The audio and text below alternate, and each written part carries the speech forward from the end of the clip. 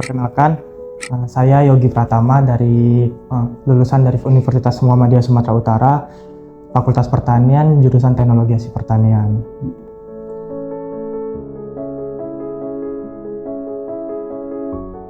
Kalau ditanya mengenai motivasi, tentunya motivasi terbesar saya adalah ingin membahagiakan kedua orang tua saya di masa depan gitu kan. Jadi untuk membahagiakan mereka, saya harus menyusun beberapa langkah supaya di depan nanti bagaimana langkah yang harus saya ambil. Dari kompetisi penulisan inilah saya melihat berbagai macam peluang, di mana jika kita mengikuti kompetisi ilmiah, di situ nantinya kita akan berjumpa dengan berbagai macam orang dan banyak orang dari seluruh Indonesia gitu kan. Jadi kita bisa berkenalan kepada mereka, bertukar cerita, dan dari situ pula kita menjalin kerjasama ataupun jejaring sosial.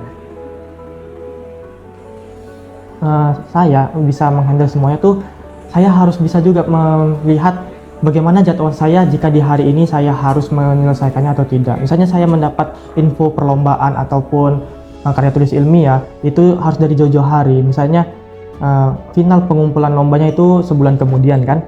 Jadi sebelum sebulan itu saya harus sudah menyisihkan waktu bagaimana caranya saya bisa menyelesaikan pendahuluannya dulu, atau isi dari karya saya, atau kesimpulannya. Karena saya tidak akan mengumpulkan karya saya sebelum saya mengevaluasi seluruhnya gitu.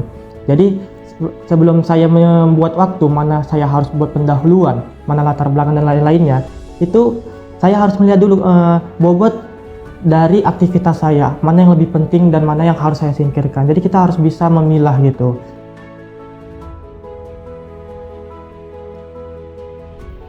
Untuk strategi khusus tersendiri, strateginya itu kalau dari saya kita harus selalu mau belajar gitu, karena memang untuk yang namanya perlombaan ataupun membawa nama kampus, tentunya kita ingin yang terbaik gitu kan, untuk memberikan yang terbaik untuk diri kita, kampus atau orang sekitar. Jadi kita harus bisa mengevaluasi setiap langkah yang telah kita ambil. Misalnya kita mau mengikuti perlombaan di suatu tempat dan kita punya pengalaman di tempat lain yang kita gagal, kita harus melihat dulu kegagalan kita itu karena apa. Apakah karena penelitian kita yang kurang menarik, atau judul kita yang tidak sesuai dengan kompetensi, atau bagaimana, itu harus kita evaluasi. Jadi setelah kita telaah evaluasi dari karya kita sebelumnya, disitulah nanti di karya selanjutnya kita tuangkan semua kesalahan yang tadi itu sebisa mungkin tidak kita masukkan dalam karya kita. Jadi strategi saya dalam penulisan pertama kali itulah, kita harus mengevaluasi karya kita.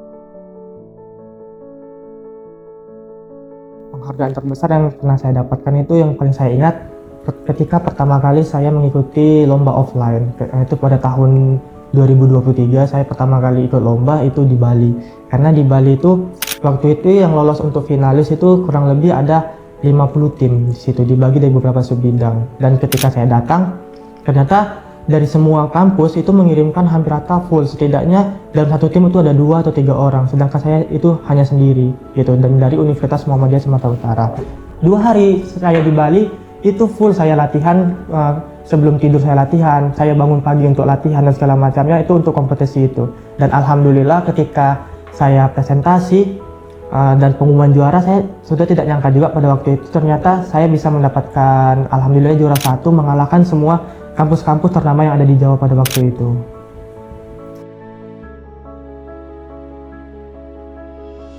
Kalau untuk tantangan yang pertama itu tantangan untuk diri sendiri, karena bagaimana caranya kita mengajak diri kita supaya ayo jangan malas-malas lagi membuat karya itu, karena kadang kita sendiri itu yang mager untuk membuat karya gitu kan, untuk memulai sesuatu. Jadi ya itulah yang harus kita buat.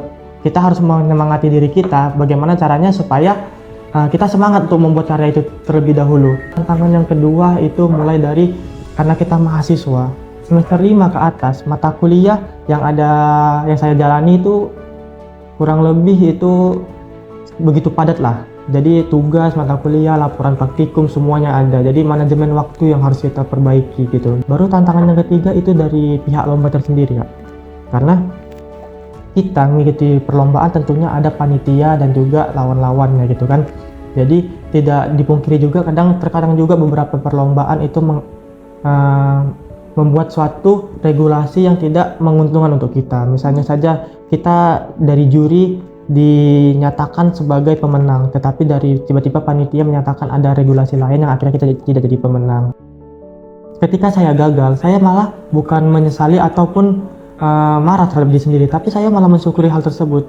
Setidaknya dengan kegagalan tersebut saya bisa mengevaluasi kekurangan saya itu di mana gitu, yang nantinya bisa saya improve untuk karya-karya saya selanjutnya. Dari kegagalan tersebutlah saya ambil pelajaran dan saya lakukan, dan saya seminimal mungkin bahwa kegagalan itu jangan sampai saya terapkan lagi di karya-karya saya selanjutnya. Itu sih Kak. Impian saya sekarang itu ya alhamdulillah sudah keterima kerja juga kan, jadi itulah yang harus saya fokuskan, bagaimana caranya supaya saya di lingkungan kerja nantinya itu bisa diterima dengan baik, ataupun saya tidak melakukan kesalahan-kesalahan yang bisa berakibat fatal untuk saya. Jadi pengalaman-pengalaman saya selama berkuliah, dari mulai magang, perlombaan, sampai segala macamnya, itu menjadi pengalaman berharga, dari mulai membentuk public speaking saya, membentuk dari pemecahan permasalahan, analisa saya, dan juga dari mental juga, itu harus bisa saya dapatkan. Kalau untuk saran tersendiri untuk generasi muda sekarang yang ingin mengikuti karya tulis ilmiah, yang ingin disampaikan yang pertama kali, jangan pernah berpikir kalau kita itu tidak bisa gitu. Karena dari saya sendiri, saya selalu yakin Kak bahwa tidak ada yang namanya batas kemampuan dari seseorang, yang ada hanyalah batas kemauan dari seseorang tersendiri. Selagi kita mau dan kita mau berusaha, insya Allah pasti kita bisa mendapatkannya gitu Kak. Jadi sarannya jangan pernah lelah untuk mencoba dan juga mencari relasi ataupun belajar dari seseorang lebih paham terhadap hal tersebut.